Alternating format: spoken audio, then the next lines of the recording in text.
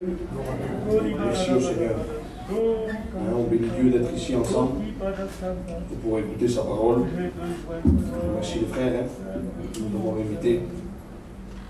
Je bénis Dieu pour tout ce qui a été dit, tout ce qui a été fait. Je remercie Dieu pour les expériences. Combien de fois Dieu agit dans nos vies. Et des fois on ne considère pas ce que Dieu a fait. Combien de fois Dieu agit dans nos cœurs, dans nos corps, dans nos pensées. Et plusieurs fois, on passe à côté de ce que Dieu a fait. Les sœurs ont témoigné. Celle qui a témoigné la première, c'est ma femme. Un camping-car l'avait écrasée. Il y avait ma mère là avec elle et ma belle-sœur.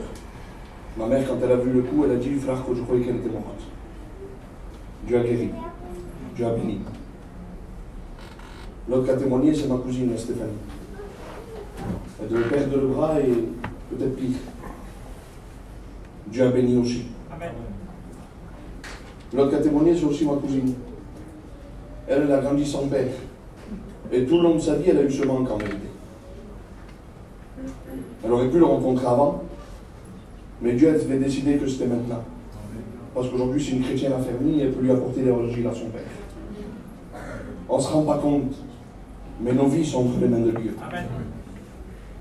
Quelquefois, tu demandes à Dieu, comme il a dit le frère, et il ne répond pas. Et tu te dis, Seigneur, pourquoi tu ne réponds pas? Je n'ai pas besoin, moi, de passer par là. Seigneur, en vérité, ce n'était pas nécessaire. Laisse-moi te dire quelque chose. Nous, on ne comprend rien et on ne voit rien. Lui, il comprend tout et il sait tout. Et il faut apprendre davantage à lui faire confiance.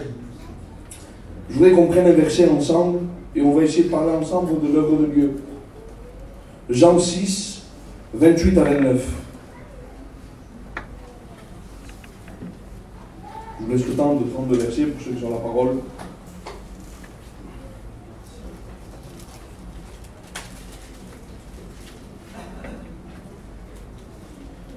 Et ils lui dirent, que devons-nous faire pour accomplir les œuvres de Dieu? Jésus leur répondit, l'œuvre de Dieu, ce que vous croyez en celui qu'il a envoyé. Bien souvent, vous entendez les chrétiens vous dire, faites une expérience. Faites une expérience. Demandez à Dieu. Demandez à Jésus. En cette soirée, tu peux rencontrer le Seigneur. C'est une vérité. Mais quelquefois, on n'arrive pas à trouver le Seigneur. Quelquefois, on essaye de demander à Dieu de se révéler à nos vies et il ne se révèle pas. On voit autour de nous des hommes et des femmes bénis, mais nous, on n'est pas bénis. Et on pourrait demander à Dieu, mais Seigneur, quelles sont les œuvres de Dieu? Et Jésus voudrait te répondre ce soir. L'œuvre de Dieu, c'est de croire en celui à qui il a envoyé. Tu veux rencontrer Dieu? Mets ta foi en action. Tu veux rencontrer Dieu? Crois que Jésus vient de Dieu. Quelquefois, on veut faire une expérience, on veut demander à Dieu de se manifester, on veut demander à Dieu qu'il rentre dans nos vies, qu'il rentre dans nos cœurs. Mais on n'est pas capable de monter sur un arbre. On n'est pas capable d'attendre au bord du chemin. On veut être là sur nos chaises et que Dieu nous brise. Ça arrive, c'est vrai que ça arrive. Mais laisse-moi te dire quelque chose. Tu veux rentrer dans l'œuvre de Dieu? Ce n'est pas de faire 1000 réunions. Il y en a pour rencontrer Dieu, ils veulent faire 1000 réunions. Ils suivent les serviteurs partout. C'est bien, continuez, c'est bien. Mais c'est pas comme ça qu'on rencontre Dieu. C'est pas comme ça qu'on rencontre Jésus. On rencontre Jésus en croyant qu'il vient de Dieu. Tu as besoin ce soir de rencontrer Jésus. Tu as besoin ce soir de croire en l'œuvre de Dieu. Et l'œuvre de Dieu, c'est de croire qu'il y a 2000 ans de ça, Jésus est mort pour toi. L'œuvre de Dieu, c'est de ne pas croire simplement que Dieu peut te guérir. Que Dieu peut agir, ça fait partie de l'œuvre de Dieu. Mais le prémisse, c'est de croire que Jésus vient de Dieu. Fils de David, aie pitié de moi. C'est ça la première note.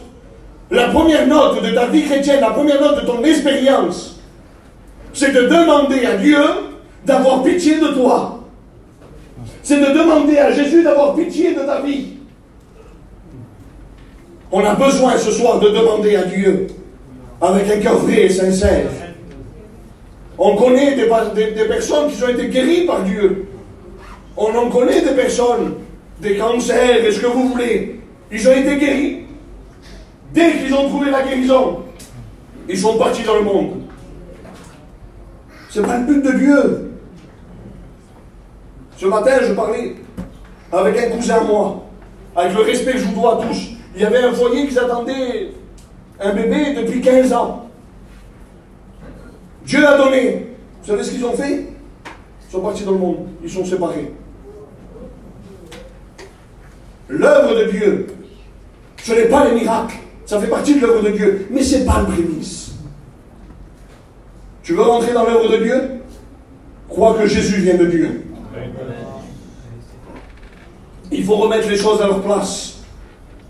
Et il semblerait que Jésus soit plus petit que les miracles. Il semblerait que Jésus soit plus petit que nous-mêmes. Seigneur, si tu me bénis, je te suis. Et tu n'as pas tenu ta promesse. Seigneur, si tu bénis ma mère, si tu bénis mon frère, si tu bénis ma soeur, qui tu veux, je te suivrai. Tu n'as pas tenu ta promesse. Seigneur, si tu me délivres, je te donne ma parole que je te suis. Tu n'as pas tenu ta promesse. Vous savez comment on suit Jésus? C'est quand on a la vraie valeur de Jésus. Et la vraie valeur de Jésus, c'est de croire que Jésus est Dieu. Et que Jésus vient de Dieu. C'est comme ça qu'on n'arrive plus à se détacher de lui. Imaginez-vous, une fois qu'on rencontre Dieu, quand on rencontre Dieu, on ne peut plus se détourner. On ne peut plus partir. Par contre, quand on rencontre la guérison, une fois que notre corps va bien, on peut oublier Dieu. Quand on rencontre la bénédiction, une fois que tout va bien, on peut laisser Dieu. Je dis quelque chose assez souvent chez moi.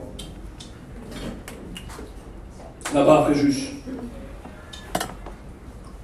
Quand Dieu agit, quand Dieu bénit, quand Jésus a guéri, c'est facile de louer Dieu derrière. C'est facile de dire, ben, Dieu a béni.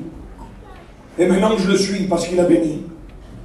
Mais quand tu restes dans ta maladie, quand tu restes dans ta difficulté, et que tu continues à louer Dieu, et à dire Seigneur agis, Seigneur bénis, et tu vois que Dieu ne bénit pas, et tu vois que Dieu n'agit pas, et que tu continues à le bénir, et que tu continues à le suivre, c'est là où on reconnaît véritablement un chrétien. C'est là où on reconnaît véritablement un enfant de Dieu. Bien sûr, on sait que Dieu guérit, on sait que Dieu bénit, on sait qu'il peut le faire.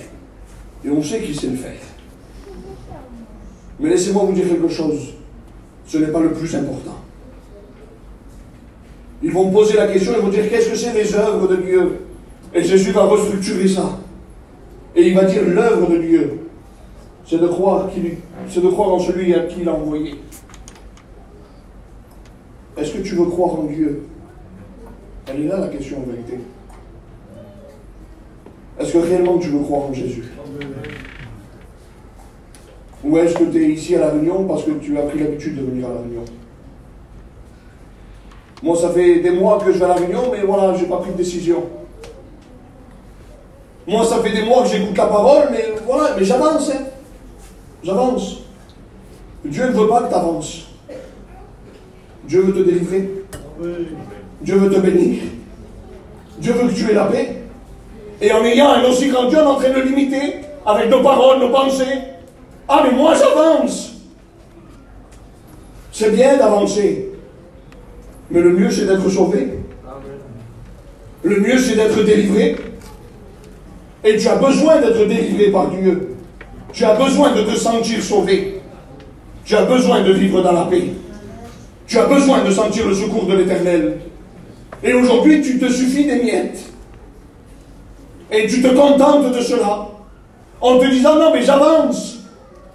Je vais mieux. Et de temps en temps, tu rechutes. Alors tu restes que quelques semaines, quelques mois, sans revenir à La Réunion.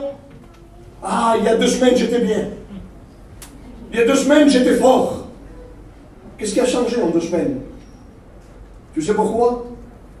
Parce que quand on se retrouve devant Jésus, il faut faire un choix. Il faut faire un choix. Jésus n'est pas une option.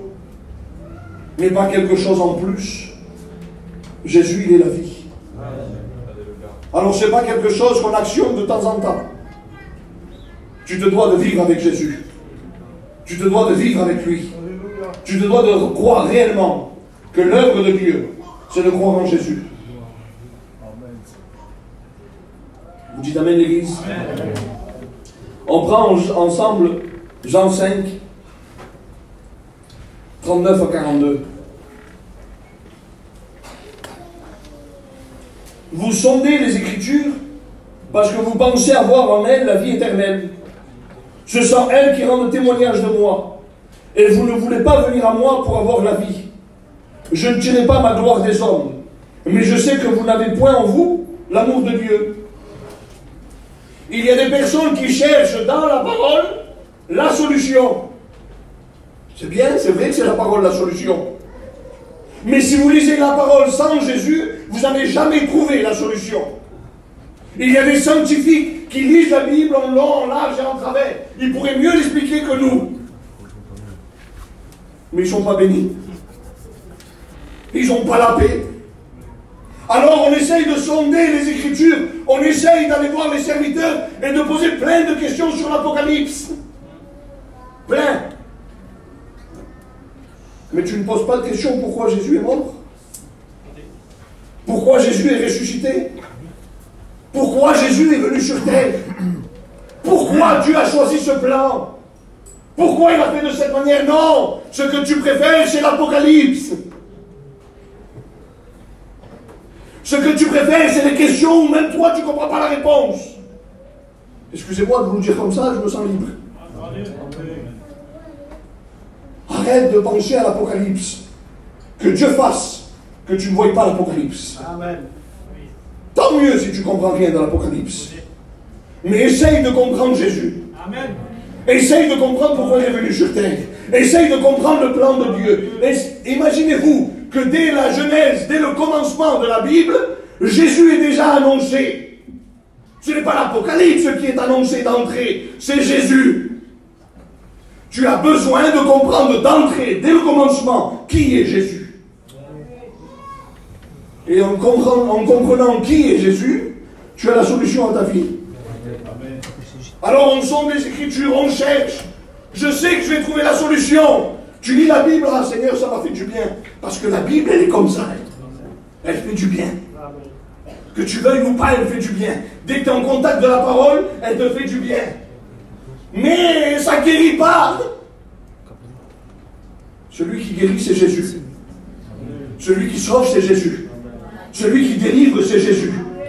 Tu as vu quand tu as tes mauvaises pensées, quand tu es dans l'angoisse, dans la tristesse, que tu te dis, mais Seigneur, pourquoi?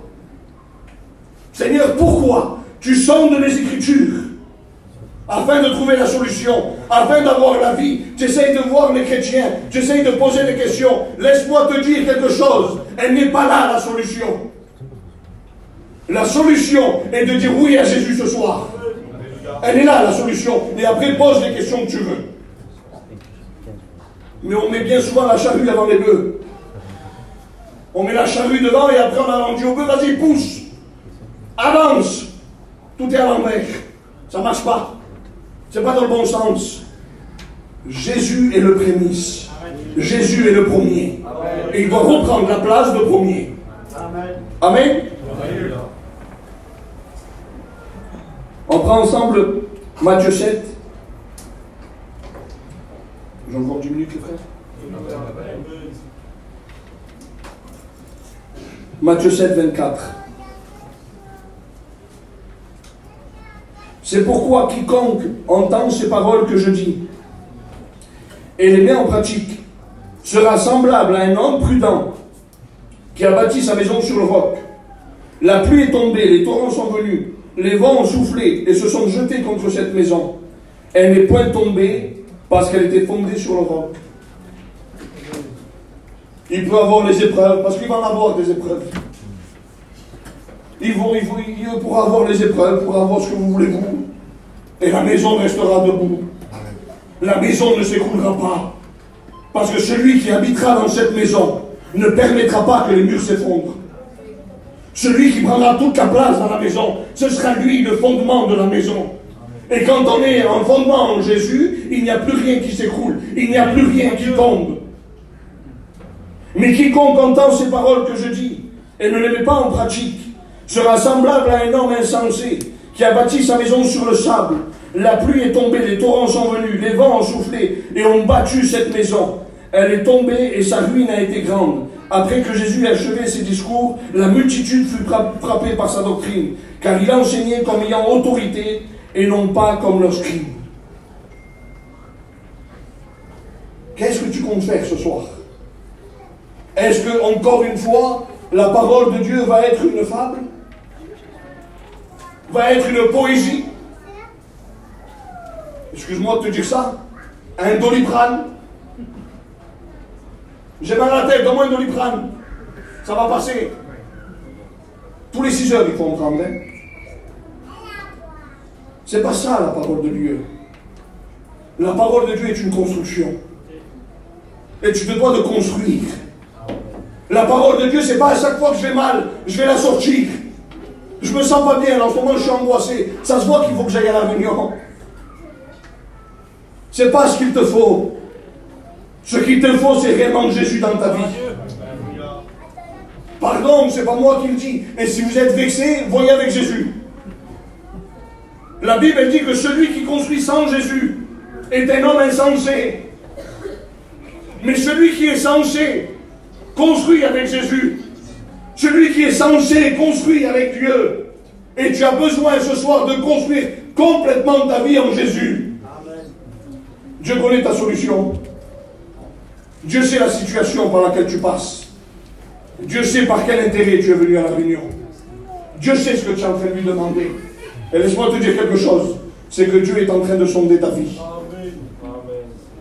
Et il te demande ce soir de construire en lui.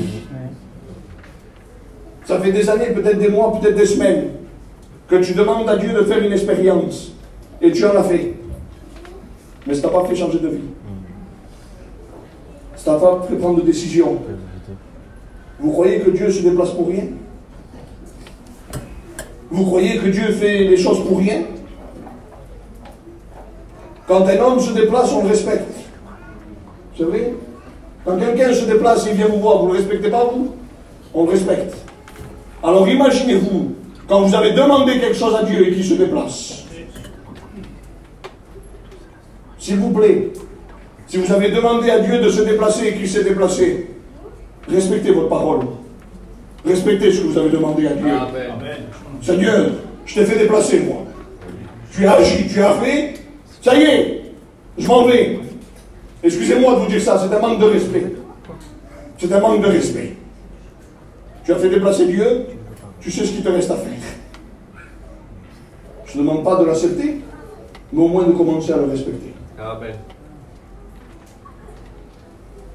T'en as pas marre de voir ta maison de cette manière? T'en as pas marre de voir tes enfants comme ça? La solution, elle est en Jésus. Alléluia. Tu te dois de construire avec lui. Peut-être jusqu'à maintenant, tu as construit sur le sable. Et tout le monde sait ici que le sable, ça ne tient pas. Tout le monde sait ici que le sable, ça s'écroule. Par contre, celui qui bâtit sur le roc, je vous le dis en vérité, je vous prends 2 secondes. Moi, j'ai mon grand-père, il a perdu un enfant de 27 ans. Comme ça, subitement. Il lui a fait des bouches à bouche, le massage cardiaque. Imaginez-vous faire ça à votre fils. Et il est quand même parti. Ma grand-mère était à côté en train de lui dire à Dieu, Seigneur, ne permette pas qu'il parte. C'était des chrétiens déjà. Ça fait 20 ans que c'est passé ça. Aujourd'hui encore, ils sont en train de dire merci à Dieu. Aujourd'hui encore, ils sont en train de louer le Seigneur. Parce que leur maison était sur le roc. Leur maison a été bâtie sur le roc. Et vous savez quoi? Eux, c'est des chrétiens. Et il n'y a pas un petit enfant nieto, qui n'appartient pas à Dieu. Amen. On lui appartient tous à Dieu. Moi, mes cousins, mes cousines, toute la maison de mon grand-père sert Dieu. Amen. De certaines manières, mais on sert tous Dieu. Amen. Et on n'est pas simplement de ceux qui se sont mouillés, qui sont ressortis de l'eau. Je vous promets qu'on essaie tous de louer Dieu. Amen. Si vous voyez nos repas de famille, c'est que des disputes. Vous savez pourquoi? On n'est des fois pas d'accord sur les versets. C'est vrai en vérité. Et c'est nos repas de famille. Je parle plus avec toi de Dieu, on n'est jamais d'accord, toi et moi, quand on parle de versets. Mais en vérité, c'est la meilleure conversation. C'est les meilleures discussions. Je ne vais pas aller plus loin. Il y avait d'autres versets, mais je ne vais pas aller plus loin. Je pense que tu as compris qu'il faut construire en Jésus. Qu'est-ce que c'est l'œuvre de Dieu? C'est de croire que Jésus vient de Dieu. C'est de croire que le sacrifice vient de Dieu. C'est de croire qu'il est ressuscité pour toi. Alors s'il te plaît, arrête de te poser des questions qui ne t'aident pas à construire. Arrête de rentrer dans des choses qui ne te servent à rien. On en parlait tout à l'heure avec un frère. Arrête de regarder à ce qui peut te faire du mal. C'est des chrétiens, ça? C'est ça, les chrétiens? Mais moi, je vis mieux qu'eux. Certainement que tu vis mieux que nous. Mais en tout cas, les chrétiens, ils essayent de s'avancer vers Dieu. Certainement que tu vis mieux que nous. S'il te plaît, réconcilie-toi avec Dieu. Dis-lui au Seigneur, Seigneur, ce soir, je veux construire avec toi. Je t'ai demandé de faire des expériences et Seigneur, je les ai faites. Seigneur, j'ai vu des choses que je n'avais jamais vues avant. Et Seigneur, je suis parti de l'autre côté. S'il te plaît, arrête de prendre Dieu pendant un moment. Vis avec lui. Sois complètement délivré. Vis dans la paix. Vis dans la joie. C'est le programme que Dieu a pour toi. Amen. Amen. On prie le Seigneur. Amen.